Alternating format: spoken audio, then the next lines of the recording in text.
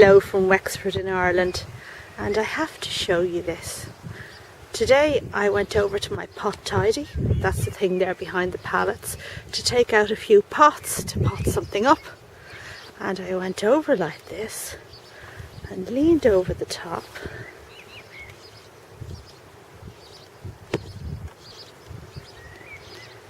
Can you see her?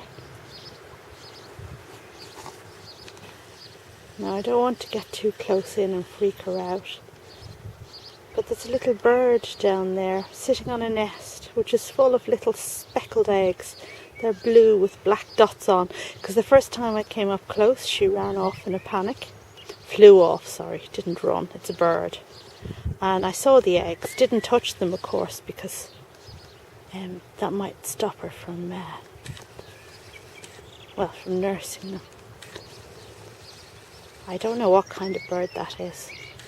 I'm not really a bird watcher, but I just thought I'd show you. In there.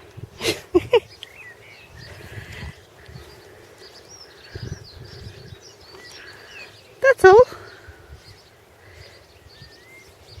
Thanks for watching. Bye.